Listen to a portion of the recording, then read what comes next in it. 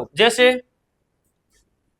मान लो एक तो हम ऐसे कहें लंबा है उद्र जिसका, किसका नाम है ये, गणेश जी का, ठीक है। एक तो इतनी बड़ी लाइन लिखें, ठीक है। इसके अलावा यदि हमें सीधा ही लंबोदर लिख दें, ठीक है, तो वाक्य को छोटा करना, संक्षिप्त रूप में करना क्या कहलाता है, समास कहलाता है। पड़ गई बात पहले है। जैसे माता और पिता, ठीक है। इसके अलावा हम क्या कहते हैं, माता पिता, ठीक है, पेरेंट्स तो कहते ही हैं। इसके अलावा इसका छोटा रूप क्या हो गया, माता पिता का, ठीक है। जैसे वन में वास है, वन में वास, तो इसका क्या हो जाएगा, वनवास। यानी छोटा करना क्या कहलाता है, समास कहलाता है। और समास को ऐसे लिखना समास विग्रह कहलाएगा, ठीक है। और विग्रह किसका विलोम शब्द है, विग्रह किसका विलोम शब्द है, संधि का। संधि का विलोम, ठीक है। अब समास है, समास के कितने वेद होते हैं भाई, समास के कितने वेद होते हैं, 6 वेद होते हैं, 5, चलो हम लिखते हैं, आप गिन लेना।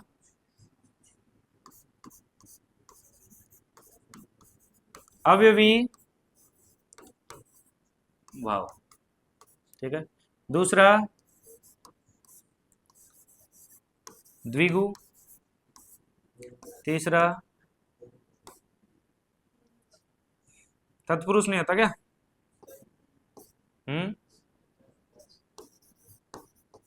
तत्पुरुष, कर्मधारय, और कौन बच गए भी, द्वंद्व।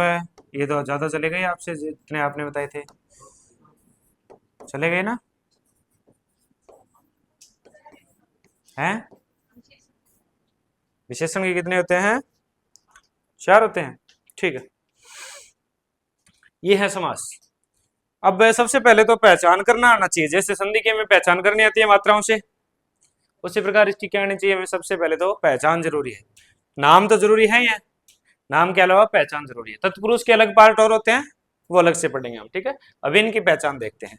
अव्ययभाव की तो सीधी सी पहचान है, एक 2-3 नाम है, यथा, यस क्यों नहीं दिया, एक तो यथा हो गया, और एक उपसर्ग हो गए, भी कोई भी उपसर्ग आ जाए तो वहां पे कौन होता है, अव्ययभाव समास होता है। और 2 बार कोई नाम आ जाए, जैसे रातों रात दिनों दिन हो गया ना, इस प्रकार का कोई नाम आ जाए तो कौन होता है, अव्ययभाव समास होता है, ठीक है। ये पहचान हो गई।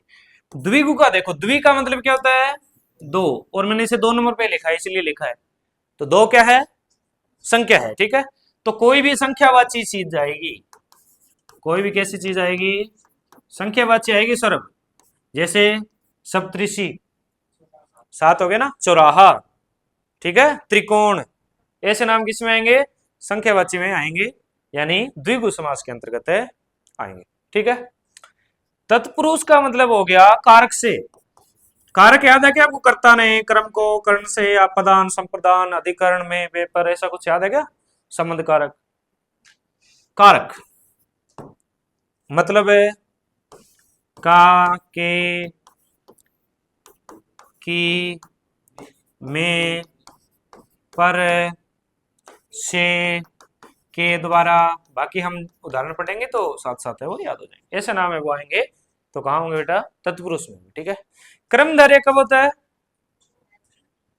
है जो, यानी है जो, ठीक है। इसके अलावा विशेषण विशेष्य, विशेषण विशेष्य का मतलब हो गया विशेषता बताई जाती है, ठीक है ना, वो सुंदर है, वो बड़ा है, वो महान है, इस प्रकार कहीं भी बताया जाएगा तो कौन होगा, कर्मधारय। महान है जो वीर, कौन हो गया, महावीर। तो इस प्रकार क्या होते हैं, कर्मधारय होते हैं, ठीक है। नीला है जो कमल, नीलकमल हो गया, पीला है जो अंबर, पीतांबर हो गया। इस प्रकार जहां भी विशेषताएं बताई जाएगी वहां कौन होगा, कर्मधारय।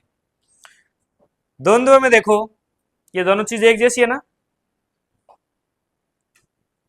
इसका मतलब है साथ साथ रहने वाली चीजें कहाँ आएगी, दोनों में आएगी। जैसे माता पिता, लाभ हानि, दाल रोटी, रात दिन हो गए, और कौन, बस इतनी है वोकेबलरी, निपट गई है, सुबह शाम। यानी इस एक तो इनका योजक चिन्ह याद रखना है, 99% क्या आता है, ये योजक चिन्ह आता है बीच वाला, माता पिता हो गया, लाभ हानि हो गया, ठीक है, दाल रोटी हो गया, ये चीजें कहाँ आती है बेटा, द्वंद्व समास में आती है, ठीक है। अब बहुब्री का मतलब क्या हो गया, बहुब्री का मतलब हो गया अन्य। बहुब्री को किससे याद रखना है, अन्य से याद रखना है, ठीक है। ये इनमें से कहीं होगा, लेकिन इसका अर्थ कहां जाएगा, अन्य जाएगा। जैसे नाम आ गया त्रिलोचन, अब त्रिलोचन से होना तो क्या चाहिए, गणितीय रूप होना चाहिए ना, द्विगु आना चाहिए, लेकिन त्रिलोचन नाम है किसी का, किसका नाम है त्रिलोचन, शिव का नाम है। तो अन्य अर्थ निकलने पर हम कहा जाएंगे, फिर बहुब्री समास में जाएंगे। जैसे महावीर था, महान है जो वीर, विशेषता बताई जा रही है क्रमधारी, लेकिन महावीर है वो किसको कहते हैं, हनुमान जी को भी तो कहते हैं, तो कहां चला जाएगा, बहुब्री में चला जाएगा। जैसे दशानन, 10 हैं अनने जिसके, तो ये कहां जाएगा, बहुब्री में जाएगा, क्योंकि रावण का नाम है, ठीक है ना। 10 का मतलब ये नहीं है कि आप द्विगु में ले जाओ। गजानन, हाथी के मुख वाला, होना कहां चाहिए था, यहां, लेकिन जाएगा कहां पे, बहुब्री में, क्योंकि गणेश जी का नाम है, ठीक है। चतुरानन है, षडानन है, पंचानन है, ये सारे कहां जाएंगे, बहुब्री समास में जाएंगे। समझिए क्या बात है या नहीं समझे। अब बात रही है कौन सा पद प्रधान होता है, दिक्कत कहां आती है, किसका कौन सा पद प्रधान होता है, किसका कौन सा पद प्रधान होता है। तो सबसे पहले देखो अविभव पहले नंबर पे है, पहला पद प्रधान बस, और पहला इसका एक का ही, पहला पद इसका क्या, प्रधान, पहला पद प्रधान। आसान सा तरीका बताऊंगा मैं, इसमें कौन जा रहा है, बहुब्री, अर्थ कहां जाएगा, दूसरा अर्थ जा रहा है, ठीक है। अन्य अर्थ याद रखोगे, इसका कौन सा अर्थ प्रधान है, अन्य अर्थ, अन्य में जा रहा है ना, अन्य अर्थ प्रधान, कौन सा, अन्य अर्थ प्रधान, ठीक है। यानी जो अर्थ निकल रहा है ना अन्य पुरुष वाला तीसरा, वो क्या होता है, इसमें प्रधान होता है। अब इसके अलावा कौन कौन बच्चे बेटा, पहला वाला हो गया, और दूसरे वाले बच्चे, और दोनों वाले बच्चे, दोनों वाला तो इसमें ही आना है, दोनों एक जैसे है ना, तो दोनों पद तो इसके प्रधान है, इसके क्या है, दोनों पद प्रधान है। अब जो जो बचे उन सब के क्या है, दूसरे पद, इन तीनों के क्या है, दूसरे पद प्रधान। देखो कितना आसान है, जो सबसे पहले है उसका प्रथम पद प्रधान, जिसका अन्य अर्थ जा रहा है उसका अन्य पुरुष प्रधान, और द्वंद्व में दोनों नाम एक जैसे हैं तो दोनों के दोनों ही पद है प्रधान, क्योंकि माता और पिता दोनों है तो दोनों एक दूसरे के पूरक है, दोनों प्रधान होंगे। लाभ हानि दोनों प्रधान होंगे, अकेला लाभ प्रधान नहीं हो सकता। दाल रोटी है तो दोनों चीज चाहिएगी, यानी दोनों चीज प्रधान होगी, इसलिए द्वंद्व वाले दोनों पद प्रधान है।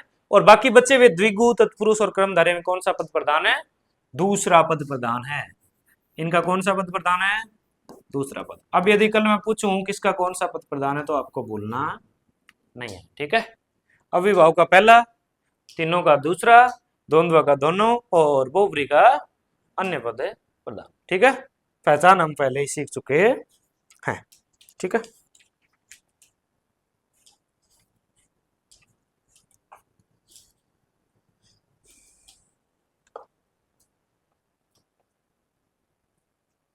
अब सबसे पहले हम देखते हैं अव्ययभाव समास के बारे में।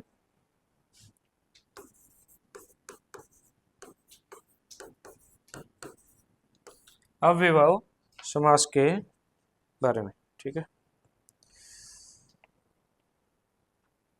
ठीक है। नाम में सही नहीं लिख रहा, दो बार लिख दिया। अव्ययभाव होता है, अव्ययभाव, अव्ययभाव का मतलब हो गया जो व्यय नहीं होता, जो खर्च नहीं होता। अव्यय का मतलब कहता है, अव्यय भी पढ़ते हैं नाम, जो चीज क्या नहीं होती, खर्च नहीं होती, खर्च नहीं होने का मतलब हो गया ये अपना रूप नहीं बदलेगा। अव्ययभाव में जो चीजें होंगी वो क्या नहीं बदलेंगे, रूप नहीं बदलेगा। मतलब जैसे कोई नाम है प्रतिदिन, क्या नाम है, प्रतिदिन, ये नाम है मान लो, ये नाम में ना तो समय के अनुसार अपना रूप बदलेगा, ना वचन के अनुसार बदलेगा, और ना ही लिंग के अनुसार बदलेगा। ठीक है, अब मान लो एक नाम है खाना, ये दो शब्दों से हम देखते हैं अव्यय और व्यय में। प्रतिदिन है तो सीता प्रतिदिन जाती है और राम प्रतिदिन जाता है, ठीक है ना, तो दोनों में क्या है, कोई फर्क पड़ा गया, प्रतिदिन तो प्रतिदिन ही रहा। लेकिन यदि सीता आम है तो खाती हो जाएगा और राम आम है खाता हो जाएगा, इसमें फर्क पड़ रहा है ना। तो जिस चीज में फर्क पड़ता है वो अविभाव, अव्यय नहीं होते, और अव्यय कौन होते हैं, जिनमें फर्क है नहीं पड़ता। ठीक है, तो अविभाव का मतलब यही हो गया कि ऐसा भाव देने वाला जिस जो अपने रूप में क्या ना करे, परिवर्तन ना करे। ठीक है, तो एक तो यथा हो गया इसका। हमें सिर्फ पहचान याद करनी है, क्योंकि वहां पर हमें क्या नहीं बनाने, पेपर में नोट्स नहीं बनाने, हमें सिर्फ पहचान याद करनी है। यथा हो गया, प्रति हो गया, इसके अलावा उपसर्ग बताओ कौन से। अ उपसर्ग होता है, और निर मान लो, प्र मान लो। ठीक है, इसके अलावा दो नाम ये आजन्म, आमरण, ये दोनों नाम किसमें, अव्ययभाव में। ठीक है ना, आप यदि उदाहरण याद कर लोगे तो भी क्या चल जाएगा, आपका काम चल जाएगा। ठीक है, हाथों हाथ किस में आएगा, हाथों हाथ, हाथों हाथ एक जैसा ना, हाथों हाथ, दिनों दिन, दिनों दिन, रातों रात, ये सारे किस में आएंगे, अव्ययभाव समास के अंतर्गत आएंगे। आपको पहचान पहले से ही पता है, और इसके अलावा पल पल हो गया। ठीक है, और भरपेट, भरपेट किस में आएगा, भरपेट भी तो अव्यय है। चाहे सीता भरपेट खाना खाए, चाहे राम है भरपेट खाना खाए, इनमें कोई चेंज तो नहीं हो रही, यानी अवयव शब्द है ये, तो भरपेट नाम भी किस में आएगा, अव्ययभाव समास में आएगा। ठीक है,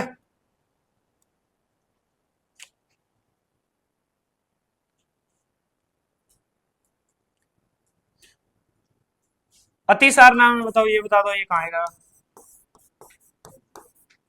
अतिसार अव्यय में आएगा। अब इनके जो समास विग्रह हैं वो आपको किताबों से क्या करने पड़ेंगे बेटा, याद करने पड़ेंगे, क्योंकि 1000-2000 नाम है, थोड़े लिखे जाएंगे। आपको पहचान बता दी, अब आपकी किताब में जो उदाहरण है उनके क्या करने हैं, आपको समास विग्रह याद करने हैं। ठीक है ना, भरपेट का क्या होता है, अतिसार का क्या होता है, प्रतिदिन का क्या होता है, ठीक है ना, आजन्म का क्या होता है, आमरण का क्या होता है, उनके में क्या याद करने हैं, समास विग्रह याद करने हैं। ठीक है, दूसरा कौन सा पढ़ा हमने, द्विगु से पहले तत्पुरुष तो ज्यादा बड़ा है, क्लास बड़ी हो जाएगी। द्विगु देखते हैं, द्विगु में कौन सा पद प्रधान है, पहले तो मुझे ये बताओ, द्विगु में दूसरा, और द्विगु का पहला पद संख्यावाची होता है। जो द्विगु है ना, इसका पहला पद कैसा होता है,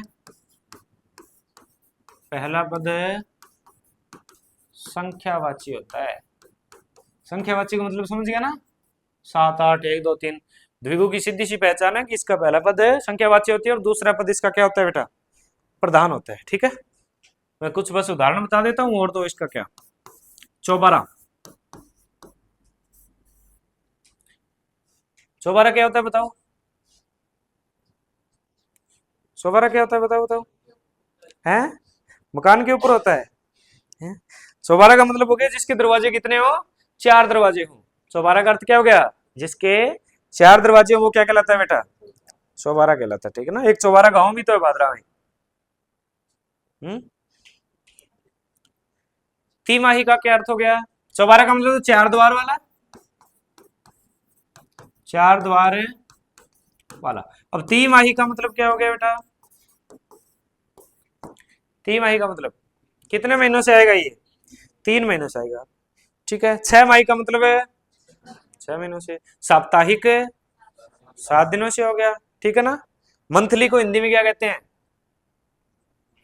हाँ, मंथली तो इंग्लिश शब्द है ना महीने के लिए।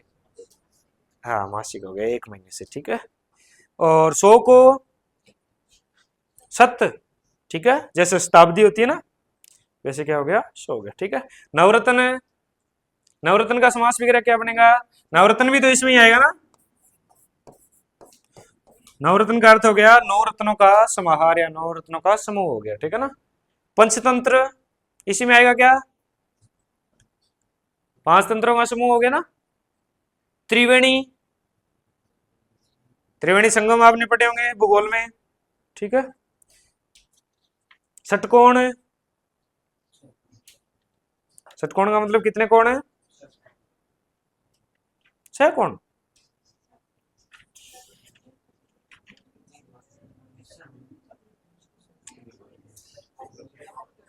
ठीक है, उदाहरण तो आपको पढ़ना ही है। तो कल किताबें लिए है क्या आप हिंदी हिंदी की? सीईटी की कौन सी किताब ला रहे हो फिर?